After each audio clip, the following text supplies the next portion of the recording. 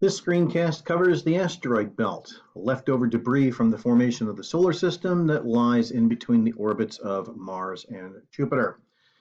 First of all, from our popular culture, of course, whenever you hear of asteroids, you think of the following. This is, of course, a nice still from a famous scene in Episode 4 of Star Wars, The Empire Strikes Back.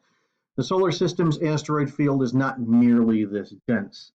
So when it comes to the solar system, this right here is not a realistic depiction, nor is this. This is, of course, the 1979 classic video game Asteroids. When I was 11 years old, believe me, this was hot stuff. Okay, now when it comes to the asteroid belt, basically there are two major categories. There's, first of all, the main belt, which consists of more or less stable orbits associated with the asteroids in between the orbits of Mars and Jupiter. However, every now and then, due to gravitational interactions that occur between these bits of material, every now and then one of the asteroids will begin to make its way into the inner portion of the solar system, and in some cases, cross the Earth's orbit. These are referred to as NEOs, near-Earth objects, also sometimes referred to as Earth crossers.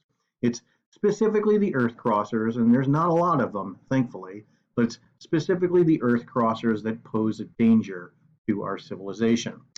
Asteroids are mainly made of silicates and metals, so it's roughly the same material that makes up the inner planets, Mercury, Venus, the Earth, and Mars. There's actually very little material there. For example, if you assembled all of the material that is there into a single object, that object would actually be smaller than the Earth's moon. So popular culture gives us this idea that the asteroid field of the solar system is rather dense and there's a lot of stuff there, but it turns out that there's not. The average distance between the objects themselves is actually enormous, and most of the asteroid belt actually consists of 4 relatively large asteroids and then just a scattering of everything else. Okay, here is a picture of the largest asteroid in the asteroid belt. This is the dwarf planet Ceres. It's about 500 kilometers across. It was explored a couple of years ago by one of NASA's missions to the asteroids by what is called the Dawn spacecraft. A number of asteroids, by the way, have been visited by various spacecraft.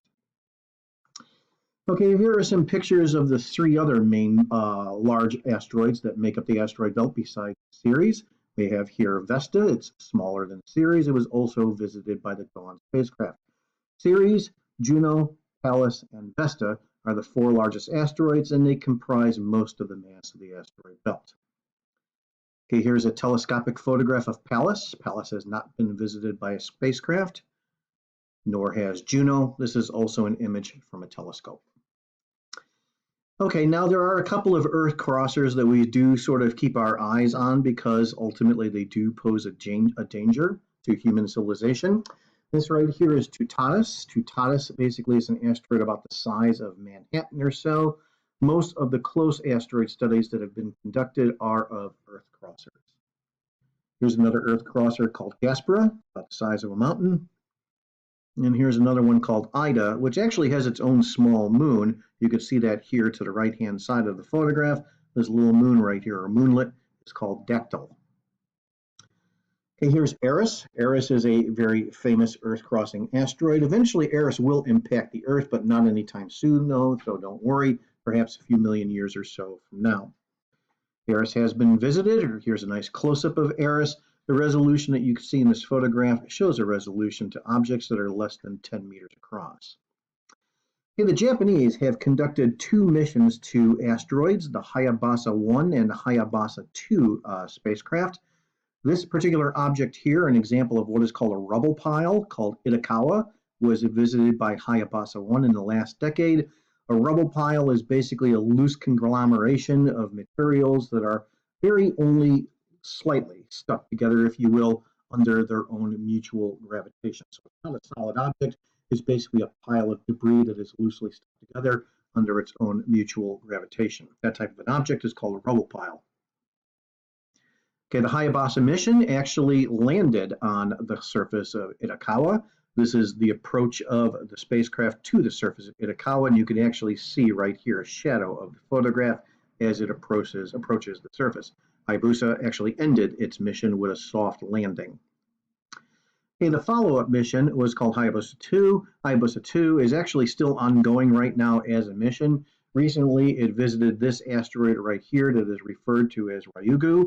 It successfully soft landed on the surface of Ryugu, which is a photograph of right here. Ryugu, by the way, is another example of a rubble pile.